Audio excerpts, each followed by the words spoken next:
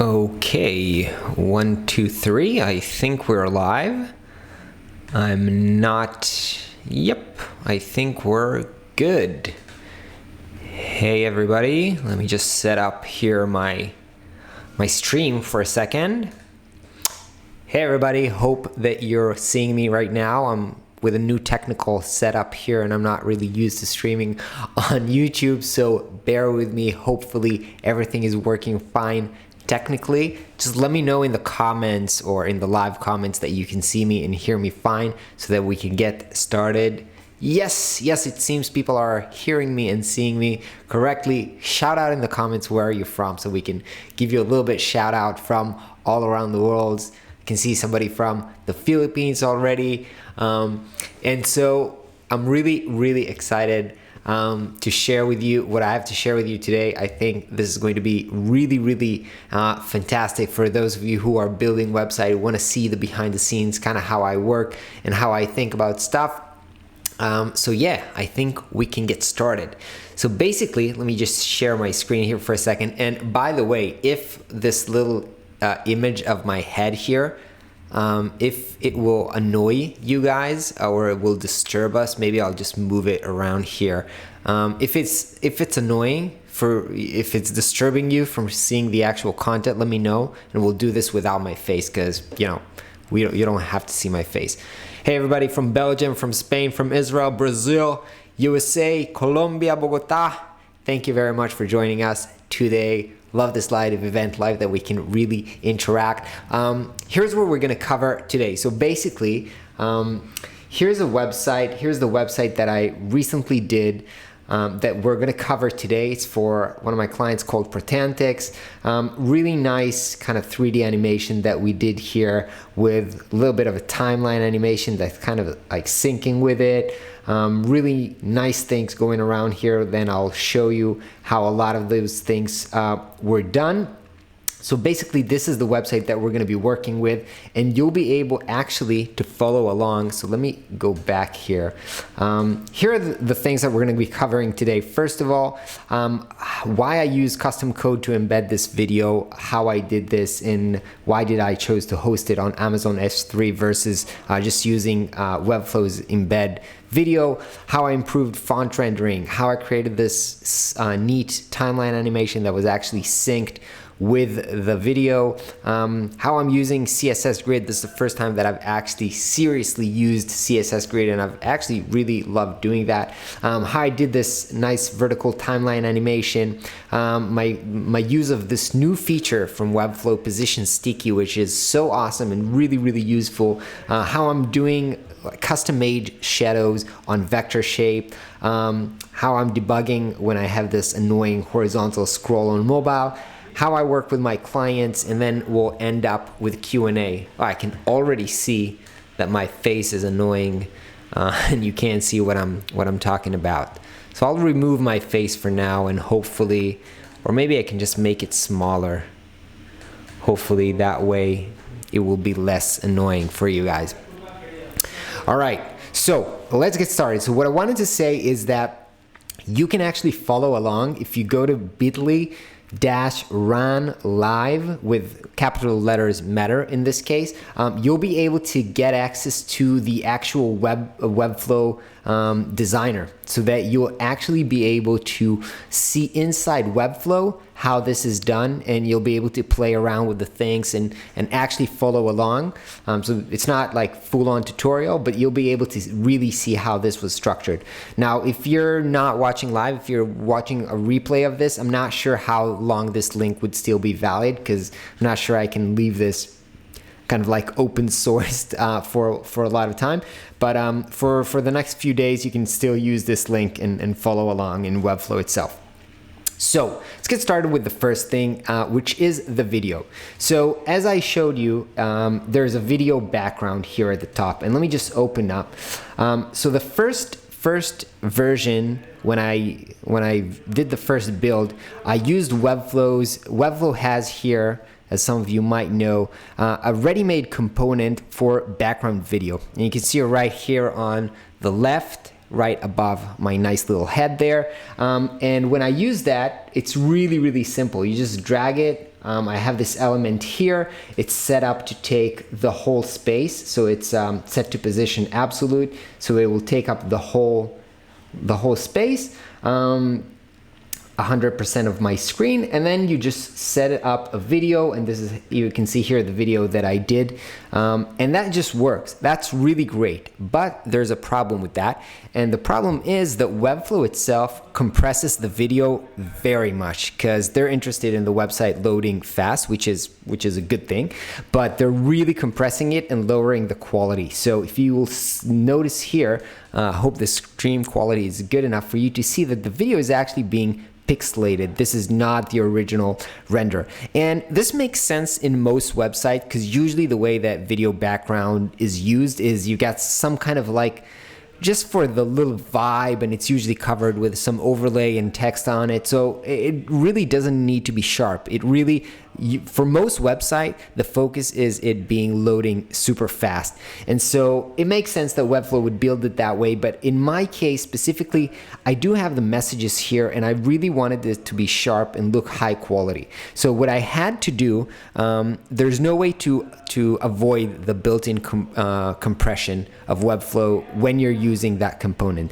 And so what I had to do was to upload it to a different server, and I hope you can notice the difference. This is my version, and you can notice, maybe hopefully yours during the stream, that the text is much more sharp here, and the video looks much better, specifically when it gets down to these little notification.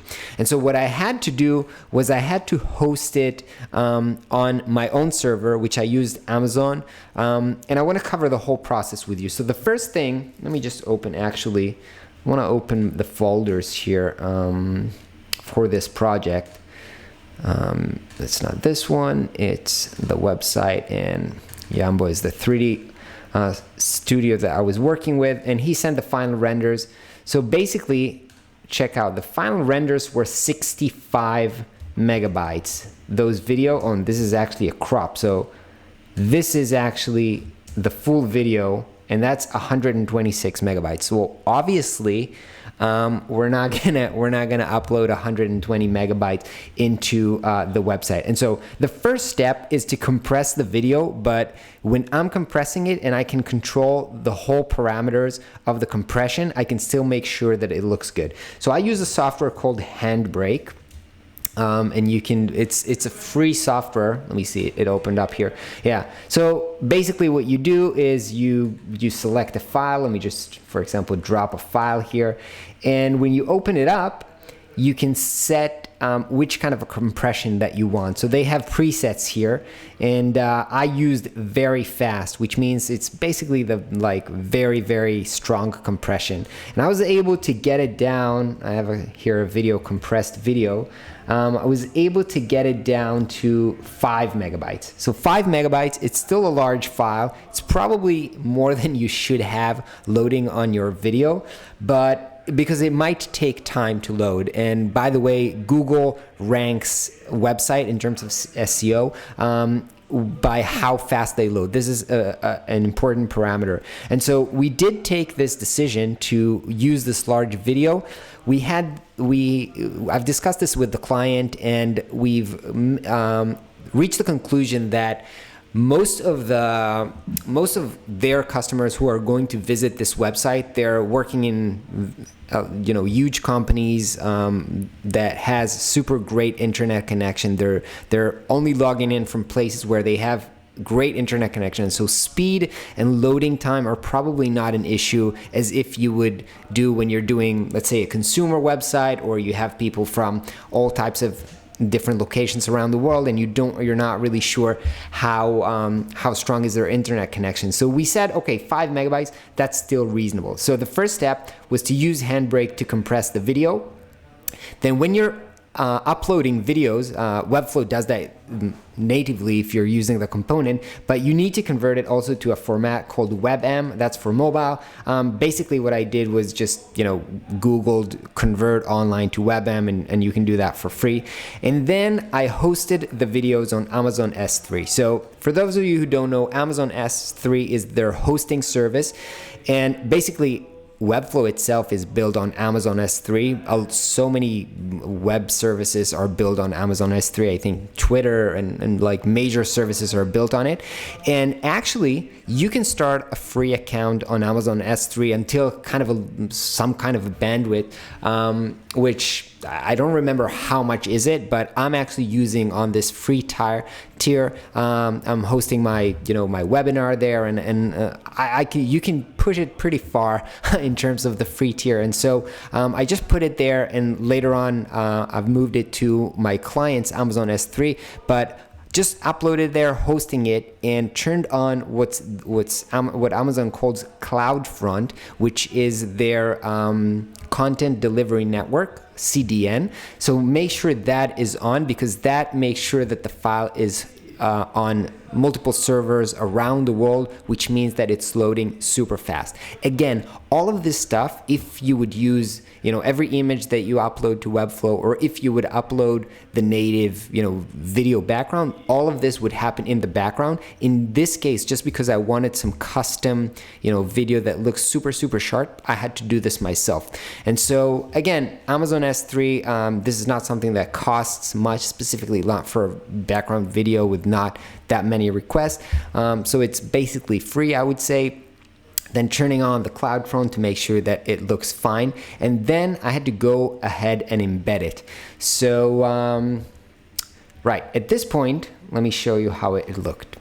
So this is, as I said, this is the previous website. This is the first version. So on the last version, I replaced that video component in an embed component, and you'll be able to see it here. So I just dropped in, and here you can see it on the right, I dropped in this component of embed code, and that allows me to just literally do whatever I want. And what I pasted here is basically a div that I called full screen background and a video element. Now, if you want this code, if you want to embed videos, high quality videos like this, I've pasted it here, and you can take the HTML from here. Below this video, there's a link to actually this presentation, and you can download it if you want to reuse this code for, basically what you need to do in this code is replace 3 files. You have the video here, 2 formats for the videos, as we discussed before, MP3 and WebM, and then a poster. And a poster is basically the image that loads up before the video loads. Oh, switch back to screen sharing. Dang. Good thing. Oh man, I did not show you anything. Oh guys, I'm so sorry about that. Good thing you're writing in the comments and that I'm actually noticing it. All right. Let me backtrack a little bit. All right. So this is how it looks now, right? Instead of the video here, we have this embed code that we have here. And as you can see, there's a little tiny bit of code here, which is a video component. And as I said, now you can see it. I've put this in this presentation. And dude, I don't know. I don't remember how long you haven't been seeing my screen. So hopefully it's okay now. Anyway, so here's the code. This is the HTML code. Basically, what you need to change, as I said, this is the link to your MP4, and this is a link that you get from the Amazon S3, as I previously said. This is the link for the WebM and the poster image, which is basically what loads on the screen before the video loads. Specifically, if it takes a second or so to load, this is what you want people to see. Now there's also CSS to this, which means how it's going to look, and the CSS was added right here in the page setting. You can go down and add custom CSS. There's a bunch of stuff here. We'll cover most of them during this video, but it's basically a style tag. And basically what I have here is just like I've had the same style that I had for the video component, which means this is position absolute, that's filling up the whole screen. And then the video inside, this basically means that the video will fit inside its container, its div container, and you have this all of the CSS here in this presentation if you want to download it.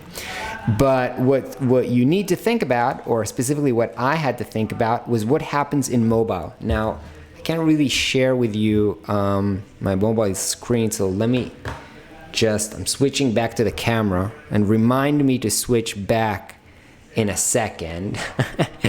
But basically what I have on mobile is a little bit of a different crop. I hope this, yeah, as you can see.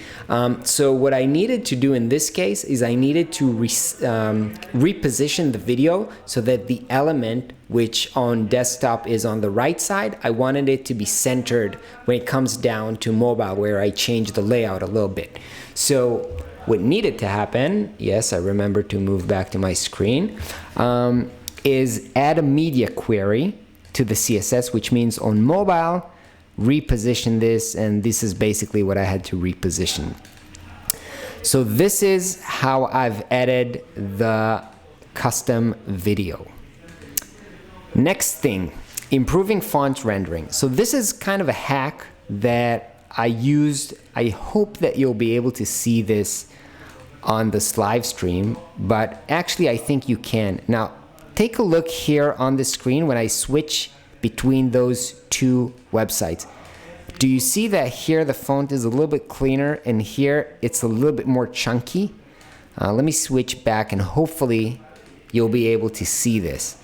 Just look at the fonts of the titles, all right?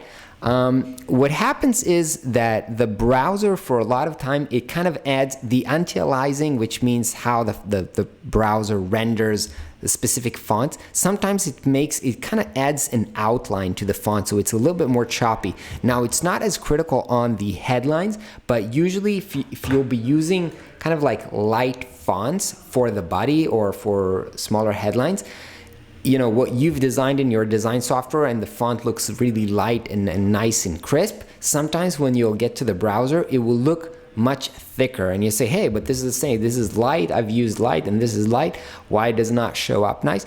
So the thing is, you know, sometimes you'll even use a Google font, and on the website of Google font, it looks great, and even on sometimes in Webflow itself it looks great, but when the website is published it looks much more chunky and you're like, hey, this is not how I wanted the font to look. This is a lot of time because of the font anti-aliasing, and the way to make it crisp is basically just add this tag to inside, obviously, a style tag. So let's go back to that for a second. Just edit. I basically add this to every website I do, and this always helps the website look sharper. So just add this style tag to the body, which means everything that's cascading below it, which is everything. Make font smoothing, anti-alias, and all of these different lines is basically for different browsers. But trust me, give it a try on your website. You'll see that your fonts and your typography looks much, much better. So this is just an awesome tip I use. All right, next thing that we have is the timeline animation. All right, so let's dive into that. So as you can see here, let me load that up a second. And what we have here is we have the animation. I hope you can see the line goes up. And what I wanted to happen was that we need the production to hit when we're moving into this, which is called wafer and chip production. And when it gets to the system, you see the board. So I kind of had to time this together with the video. And I was thinking about how to do this. I thought I'll actually have to do some custom code into that, but actually it was much, much more simpler. So let me show you basically how the timeline is built. So let's open here the navigator. Basically, you can see what I have here. I have a wrapper for the whole thing. That's basically a container. Then I have here the horizontal line, which is basically a div that's 1 pixel high and that has kind of a light background. And inside it, you'll see the horizontal active line, which is, you know, the line that's moving that has a darker blue in it. And here what we have is its width is set to 0, but during the animation it transforms. It moves from 0 to 100, and you'll see that in a second. So this is basically the timeline itself, and then we have each of these components for each one of those milestones. And what literally happened is, as you can see, you can see that, let me make this bigger. I had to kind of pull them out of the grid just because I wanted them to be centered, and the grid, let me demonstrate what would happen initially. So if I would do this 0, if the container of those milestones divided by 4 would be like this, and I would center each one of those inside, the milestones would literally be from here to here, but I wanted them to align to this outer grid. So what I did, I gave it negative margin and kind of pulled them away this way until they reach those two ends, and now they kind of fit in the grid. So it's basically kind of a hack just to make sure that the grid stays the same. Now, when it came to the animation, basically what we have here is we have on the page load an interaction. So it's a page interaction, and here's how it was really simple, because we have two triggers basically on page load. We can trigger an animation when a page starts to load, or we can trigger an animation when a page finishes to load. And that literally triggers when everything on the page loads. And I knew that the thing that would take the most to load was obviously the video, because it was the biggest file. And so what happens is this animation starts only when the video finishes, and will actually also start. So that means that this animation will be triggered at the right moment at the beginning of the animation. So all I had to do was to make sure that this animation, which I'll show you in a second, the time it takes is the exact time of the video. I knew that the first time they'll be triggered together, and I just had to make sure that when they loop, they'll trigger, the loop will be for the same time. So basically, see how this works out. What we have here is basically an outer circle, which I called timeline bullet exterior and timeline bullet interior. This bullet interior scales, it just grows, and for a second it also changes its color to orange, and then it reverts to blue. And during that time, we have this horizontal timeline activity, which I told you that it was 0, its width was 0. Now, over 8 seconds, you can see here on the right, its width is animating to 34%. So basically, I opened up the video, I was like, okay, let's see how long it takes until we get from here to the system's point, and this is exactly here. All right, so it's between 8 and 9 seconds. All right, so this is here. So I said, okay, we need 8 seconds, including what we had before, until this reaches here. And when I trigger this, it took the exact same time. And then, I just repeat this thing over and over again. So again, we have the center divs scales, becomes orange, and then when it moves back, scales, and then the animation grows the animation grows over, let's see how long it is. Yeah, over 7.5 seconds. So this was different, obviously, every milestone. Now it grows to 66%. So basically, this is how I timed this. It was a bit manual, but I don't think that it took me more than, like 30 minutes to figure this whole thing out. And this animation is looping. So as you can see here, we can mark here loop and just make sure that this animation is looping again and again. The video is looping again and again. And so this animation was set up. All right, let's move on to the next topic. By the way, right now, I wanted to say I don't have time to look at the questions. What would happen if the video lagged or shuttered? So basically, I think once it's loaded, it does not lag or shuttered. It's loaded, it's in your computer, it's running smoothly, and from all the tests that I did, it works really nicely. If I miss your comment, at the end when I do the Q&A, I'll take a look at all the comments. All right, so this was the timeline animation. Use of CSS Grid. Right, so for a big while, I was actually advocating using Flexbox, which is one of my favorite things for creating columns. But this time I really made excessive use of the grid. So you can see that this is the grid, this is basically a grid, this is basically a grid, and I use this basically 3 columns all through the website. So this is also a grid, 3 columns grid, and this whole grid, this is also 3 columns grid. And this was really useful and helpful. The reason is that you can change the gutter here very quickly, and if you use your styling correctly, when you change, if you want to change the styles and the gutter is part of your style, this will change the whole, the whole layout of the whole website. And so, doing that and making sure that the grid maintains throughout the website, as you can see, everything is aligned here, worked really well.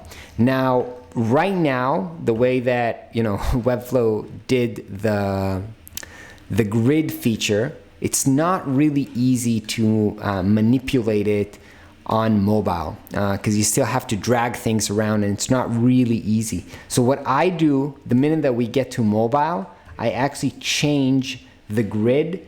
I'm telling it actually stop being a grid and turn it into a flex box, as you can see, and then I can just say, stack them one on top of the other, and that's much faster. At the beginning I try to remove a column and then started dragging the elements from column to column, but that just took so long that now I'm just turning it into flexbox, bang, and flipping it from horizontal to vertical. That usually changes and solves the layout in just like seconds. So this website, as I showed you, uses excessive grid. Basically everything here is on a grid besides this. And here for this benefits wrapper, I actually still used the flexbox. And the reason is that this is unlike all the other content, which is basically fixed. This content is dynamic. So if they want to add another one, if they want to add, let's say, another box, they can add another box, and the flexbox makes it, so easy and dynamic that it does not, it can fit if it's, damn, I forgot the word. If it's a pair, or if it's unpair, if it's even, uneven, and obviously now that it's centered this way, it won't be easy to do with the grid. So this is just much more simple to create this layout with the flexbox, then start creating it with a very complicated grid, and then starting managing it. What happens if they decide they want another benefit or remove another benefit? That would just make handling the website so hard that it's just much more simpler to use the flexbox here. But other than that, everything is a grid. This is also a grid, the bios of people. So excessive use of grid, and I really enjoyed doing it on this website. All right, next one, vertical timeline animation. All right, so I told you, I don't remember if I said it on this video, but basically this website took me overall 7 hours to build. And at least I think 1 hour out of those 7 hours was dedicated to try to solve how to make this interaction. What I wanted to happen here on this navigation is I wanted that as you scroll, first of all, this layout, this inner navigation, and it's inner navigation because you can click it here. But I wanted this to be able to make this cool animation that, again, just like the top animation, when you scroll down, the inner circle grows and it changes color. I wanted this to be triggered, and I started creating this initially with an interaction. So kind of like scroll into view interaction. So adding all of these, when this title scrolls into view, then trigger the animation. And my struggle was that, with the scroll into view, you have a problem when you're scrolling back up. It's hard to trigger at the right moment. It was basically built for triggering when you scroll down, but when you scroll up, basically it does not trigger well. And I was struggling with this a lot. I read a lot of articles on the forums with different hacks of hiding a pixel, that different pixel triggers a different animation when it scrolls up. Started to do something really, really complicated until I said, dang, why am I not just using this as, because this is a navigation, right? Because this is a navigation just like this top navigation here that we have, I can do, if I'm linking, the way that this navigation works is that it's linking to a section. So specifically here, this link links to design stage, which is this container, this div has this ID of design stage. Okay, so when you click here, basically what happens, this scrolls to the top. Now, when you use that scroll, inner scroll, what happens is this gets, as you can see here, a modifier that's called current, and you can basically define how this looks like when it's current. And then what I could do is say, hey, when this is current, just turn it into blue and just scale this 6.2 times when it's current, and when it's uncurrent, it will automatically revert back. So this is basically kind of like hover animation, as simple as hover animation, but this is current animation.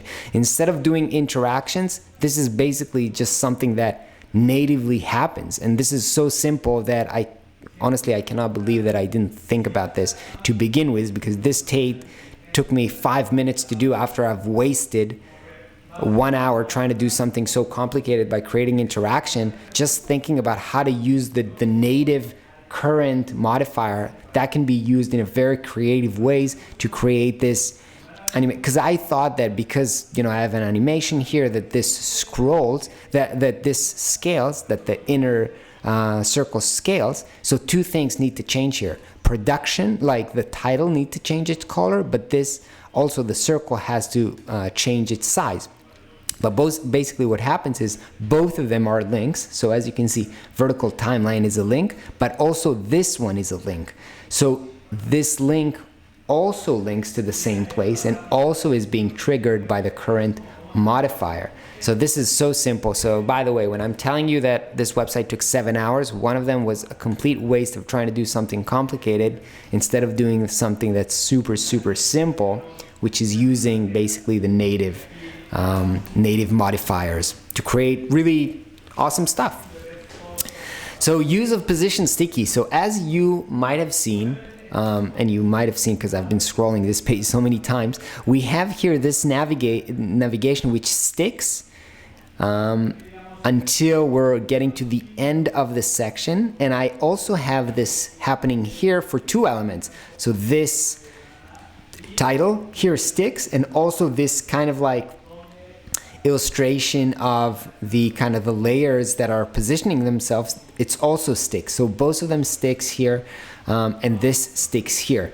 And this used to take a lot of hacking to do in Webflow to recreate this effect, but Webflow just recently added position sticky, which is basically all you have to do. This is so simple. Let me see where it is once I select the container of this, position is being changed from static to sticky, and all you have to do is define how far it should be when it pushes. So for example, I have 140 pixels. So that means that when I get to 140 pixels from the top of the screen, bam, it starts to scroll, and it will finish scrolling either once we get to the top, to the bottom of the page. So here I wanted this to stop scrolling here. So I gave it a little bit of bottom padding, as you can see here below it, so that once this gets in the screen, it pushes it up. And this is really, really, really easy to set up, and I think it's really, really powerful effect that you can use very smartly on many different scroll interactions. So this is very, very simple. Here, just because I have here these interactions, let me reload this so you can see this. What literally happened is that I made the whole container of those images sticky, and then the interactions were triggered based on a scroll. So as you can see here, I have a whole wrapper, this whole agent image wrapper, which is sticky, and those different images are being triggered and animating based on scroll position. When this scrolls into page, this image appears. So one thing to note, actually a few things to mention about position sticky, which I like very much, is first of all, this is a new CSS feature, and it's not supported across all browsers. Actually, let me show you CSS sticky browser support, which is something that you should always be aware of when you're using new things. This is sticky. Let's see if I can do sticky. Yeah. So as you can see, even old Chrome browsers and old Firefox, obviously Internet Explorer does not support that, but it's still not fully supported. And this is also something that, you know, I had to discuss with my clients before we do that.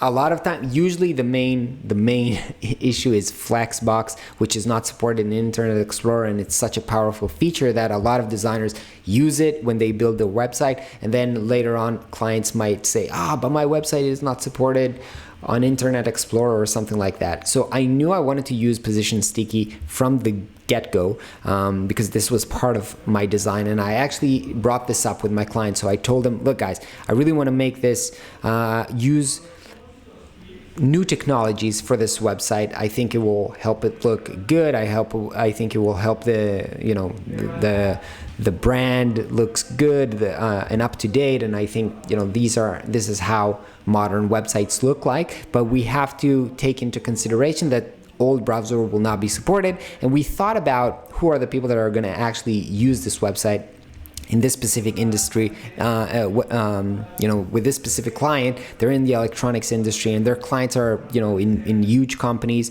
huge enterprises companies, which always have kind of like the IT, make sure that they're using the latest version without, security breaches and stuff like that. And so we got to the decision together that it's very unlikely that they'll be using either old browsers, not supported browser, Internet Explorer, stuff like that. And so they actually gave me an okay to use kind of like what I call them like new technologies, right? They don't understand. They don't know what Flexbox is. They don't know what Position Sticky is. But I basically explain to them, if we want to use, if we're not going to use that, it's going to limit our abilities to be creative with what we can do. But they were literally fine. They just said, no worries, you can go ahead and use it. We don't think it's an issue. Point here, just make sure with your client that before you're using things like Position Sticky, which is relatively new, and Flexbox as well. All right, one more issue that I had that I want to share with you. So I have two places where I actually use vector shapes. So the first one, as you can see, this kind of section here at the top, it has a curve. It's not like a sharp line. There's a little bit of curve here at the top and a little curve here at the bottom. And because it's so huge, this is actually an SVG, like a white SVG that you can see here. Basically, it's just, we have here a curved top, and it's basically just pulling up to be behind the top section and to just give it a nice little curve. But also as part of the design, there's a little drop shadow here. Now, because I did not want to export this as a huge PNG with this drop shadow, I wanted to keep it vector based. I wanted to give it a shadow. But if you just take this curved element and give it a shadow here with Webflow, let me show you what will happen. Basically, as you can see, it gives a shadow to the whole box, not just the shape of the SVG. This is just how it works in Webflow. And so what you need to do, and what I did here, is just use a little bit of custom code to just say that I want to give the top curve, just give it drop shadow. So when you use this filter, drop shadow filter, which is different than the box shadow that Webflow is implementing. So Webflow is implementing box shadow, and that's why it's the whole box is being turning into shadow. And basically that's because box shadow, I think it's a little bit more powerful. But if you want to use drop shadow, then you have to do it with the code. So this is how you do it. You write, the parameter of the blur, of the distance, of the color, and you can just do that. And I've actually used this multiple times. So it's here on the top and the bottom, but also this little circle here that you see, this image, it's also a circular SVG. So I also gave that a drop down. This is what it's called here, agent icon. I also gave that the drop shadow. So this is that. To give custom shadow on vector shape, you're going to use drop shadow instead of the built-in box shadow. All right, now debugging horizontal scroll. So you might know this is something very annoying. It's not only on mobile, but sometimes, let me just create a problem. Sometimes you have things like, let's choose this curve. Where do we have here?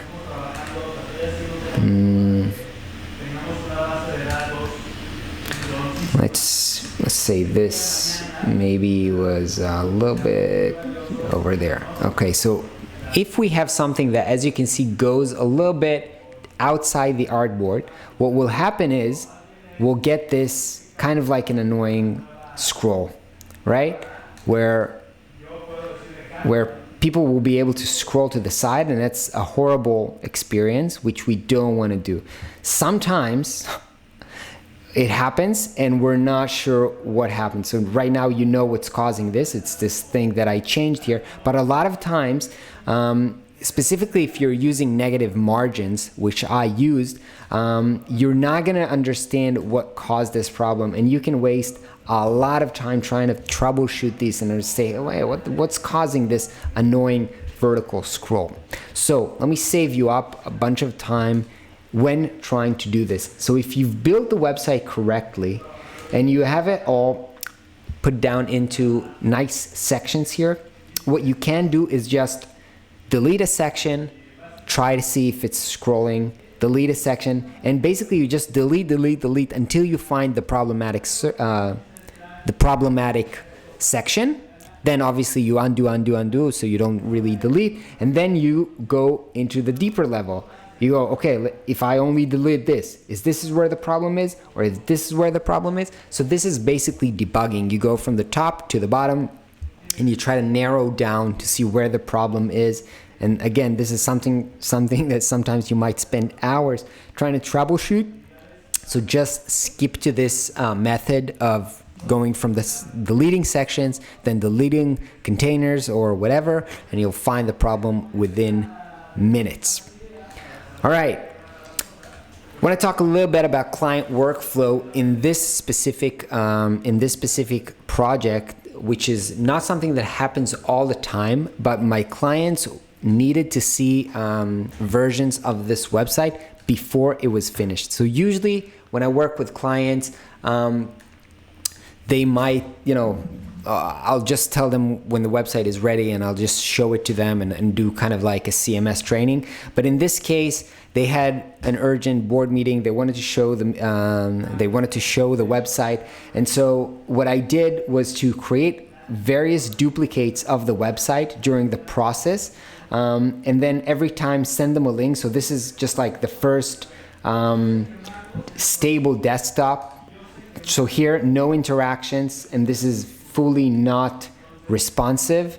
You can see here everything looks crappy, but this was the first desktop version. So I, published it, sent them a link, told them you can use this to get feedback and I did a duplicate, kept working on it. Now, the thing is, I wasn't able to keep working on it while they were presenting it because I didn't want to break things, while they're working on it. So that's why I had to make duplicates. So I made first duplicate when the desktop was ready, then the second duplicate when the interactions was ready, and then the final ones, almost before I did the transfer. So this is almost the last version. So this is, I always keep a version before I transfer, and then I actually transfer the website over to them, and we've made the final iterations on the website on their Webflow account. So as some of you might know, if you're in the Webflow Masterclass and you've learned my whole process of delivering websites to client, I usually have my clients open up their own Webflow account and send over the website to them, so they own it, they hold it, they host it, they pay for the hosting themselves. And if they need some troubleshooting, then I do it over on their account. But in this case, I always usually save a copy of the website just so that I'll have for future reference, and if I need to troubleshoot, and also as a backup version for the website. So in this case, as you can see, there was a lot of phases. Again, a lot of phases to the Webflow production. Each time creating a link and allowing them to keep showing this link, keep presenting the link before while I'm working on the development.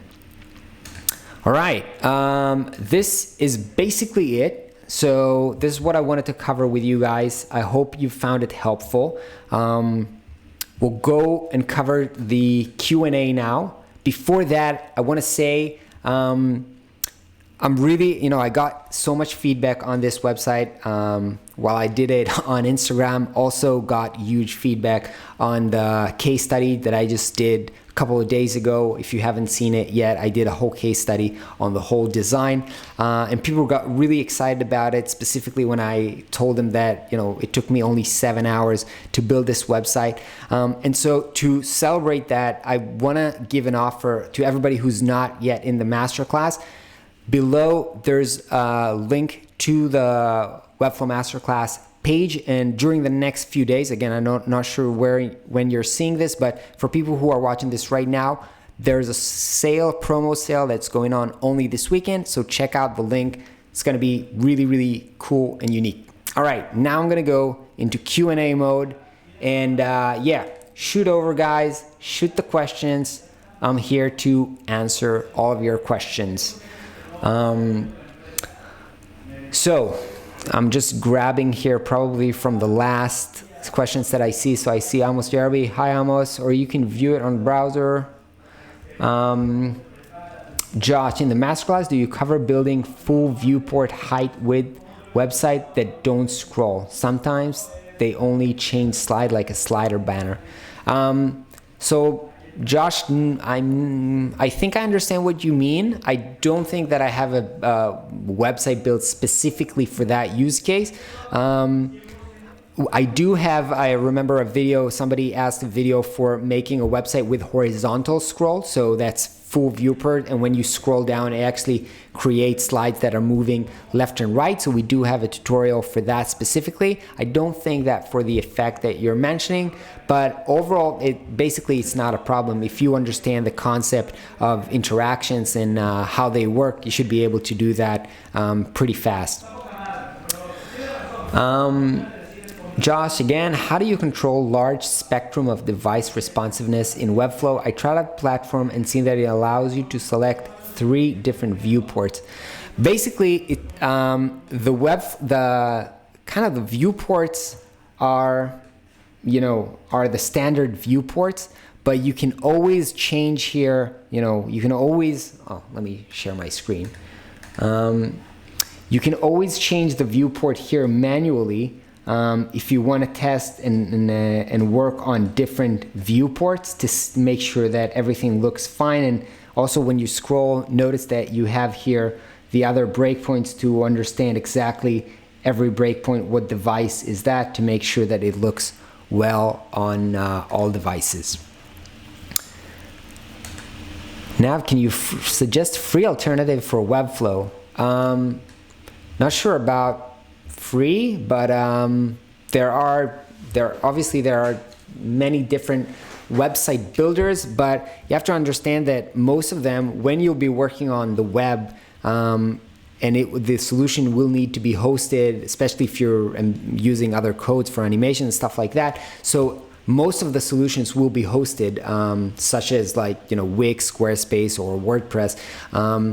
Again, WordPress is basically free, but if you're looking for website builders, even with WordPress, it'll usually be paid. Scott, is there anything new planned for the Masterclass, for new content and current members? Yeah, so next week, actually, I'm starting work on the development of an e-commerce website. Finally, it took a long while. It's a collaboration with a German company, and I was waiting for them to send in the final designs before I start building the e-commerce website. It'll actually be my first e-com website, and I'll definitely create some tutorials and new content for that around for the Masterclass. In next months in general, I'm going to update a lot of the videos, just because there's a new styling panel which I want to cover, and some of the new stuff like sticky position and other things which are currently not covered. So next month's new videos are coming for everybody. All right, can you talk about how much you charge for this project and what was included? Like, you've got their branding guidelines and created a sitemap.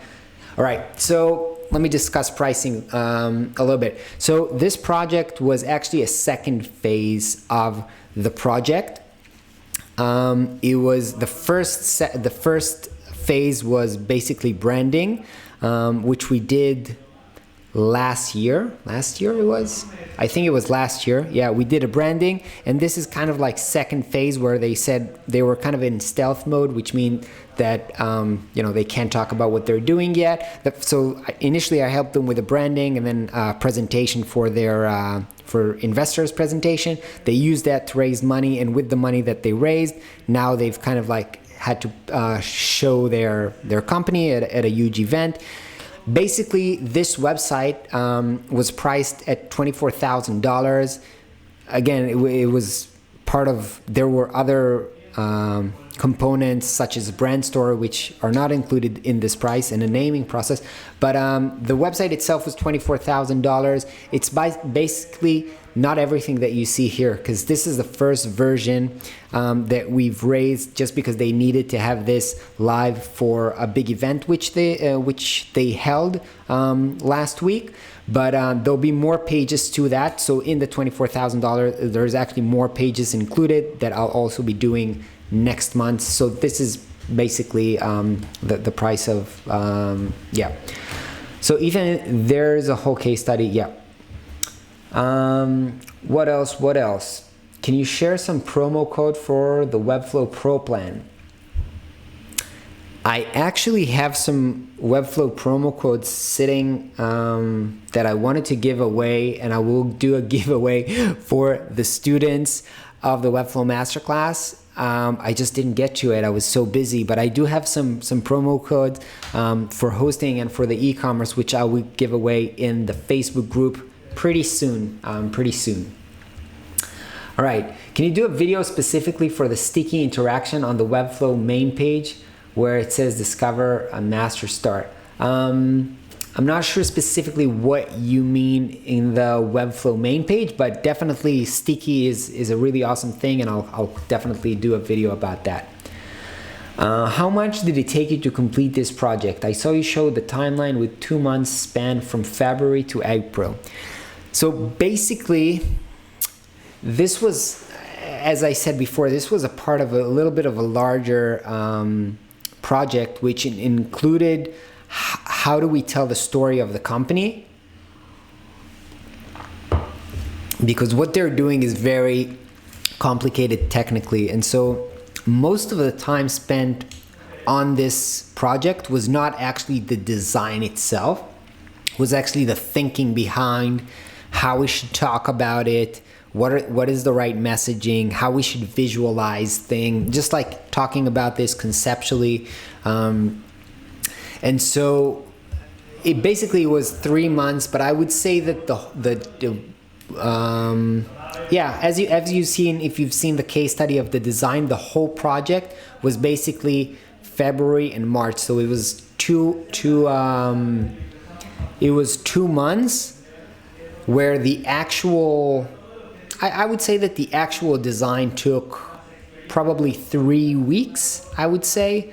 Then 1 more week for the development, and the video was happening also with iteration on top of that. So yeah, but overall I would say this is a 2 months project. Hugo, the website looks really good. Congrats. Thanks, Hugo. Amazing content. Thanks for that. Do you still recommend Udacity? So look, guys, if you need to work with WordPress, and I know that a lot of my students still have clients which are, just yesterday I got a testimonial from a student who said, like, Webflow is incredible and their clients love it, but they still force them to work with WordPress, so they still export the code and they work with Udacity for it. I personally do not do WordPress website, and so I do not use that on a daily basis.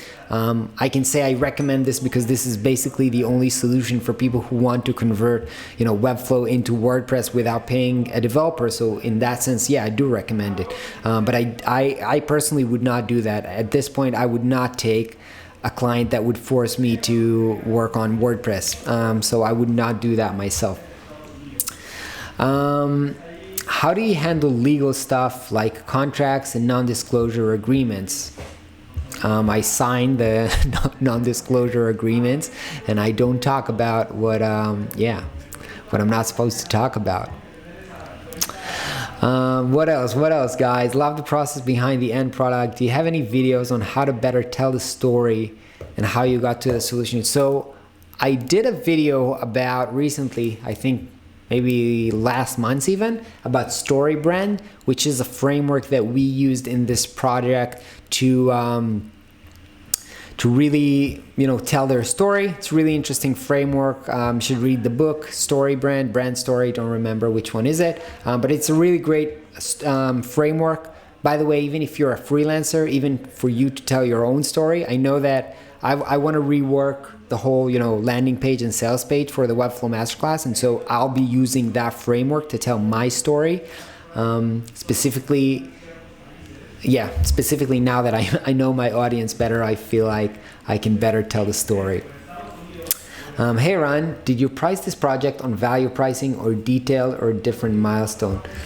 Basically, this is value pricing, but I did had to take into consideration the fact that we had to work here with multiple contractors that I had to pay for. So I paid a content writer to help us, with the English and the technical writing. I paid Yambo, the animators, to create the animation. I paid Mike, which was the designer who helped me out with with the design.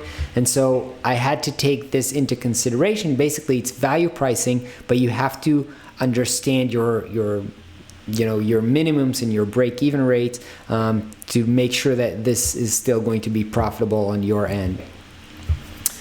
For somebody who didn't attend design school, what book or course would you recommend to improve UI design? I don't know. Honestly, I never read any books about UI design, so I can't say. I would say just design stuff and get feedback from people. Work at companies where other good designers can give you feedback. They'll teach you more than book or design school can give you. Out of the 24,000, how much was paid in total for the third-party contractors? So I'd rather not, I feel comfortable talking about my pricing, but I feel less comfortable talking about pricing of other people. So I'd rather not, I'd rather not talk about pricing of other people. value processing, but you did have to bid properly. Yeah, obviously you always have to be relevant within the budget, and it has to make sense. To be super open and honest about this was not a super profitable project on my end, because as I said, just working on understanding their narrative and working on the story took way more time than I thought. And I worked with really great contractors, which also charge accordingly. And so it wasn't as profitable as other projects that I have done. But for me, it's an amazing client. It's a work that I'm happy to have in my portfolio. It's an ongoing relationship with them. So this is not the end of the project. This is not the last phase. And I do believe in this kind of like curve of the consultant, where, you know, as your relationship moves forward and they trust you more, and they're more confident with you, you know, the value that you bring is higher, and also the profit margin is higher. So this is basically, I would say, an investment on my end. Again, not that it wasn't profitable. It was profitable. I'm not doing stuff unprofitably, but it was part investment as well. Do you consider yourself as one of the highest paying website designer, branding expert? Of course not. No, not at all, guys. I'm like such a tiny whatever, one person operation. You know, every agency that I know is charging upwards of 100K for websites, which, you know, sometimes you would say it's unbelievable that people pay that money, but it's just like when clients are working with agencies, they're used to paying higher prices. When you're a one-person operation, sometimes you're charging less. I'm definitely not thinking that I'm the highest paid, you know, web designer, not at all. I see people, and I know, and a lot of my friends are charging similar prices. So no, I don't think this is special at all. Really depends on your niche, and, you know, yeah. Did they pay you 50% on start and 50% on finish, or 50, 25, 25? Because I tried several times 50, 50. Now I intend to introduce second method. So usually I do pricing 50% upfront, then 25 on design phase, 25 on 25 on delivery phase. In this case, this is what I presented to them. They've asked to change this to 33, 33, 33. And so I said yes. But then along the process, what happened, as I mentioned before, they needed to launch early with just the homepage, which is what I showed you. And then next month, we're doing the rest of the pages. And so after we launched this, I didn't charge them the full 33% of the last milestone, so we kind of divided it. There'll be another milestone when we finish the other pages. So basically with 33, 33, 15, 15, or something like that. Who are your ideal clients to make 300K per year? How do you price based on value if they are not selling anything? So I see two questions here, and I do not understand the second one, which is how to price based on value if they are not selling anything. Every company is selling something, otherwise they're not a company, and maybe they're a non-profit, which is, by the way, it's okay.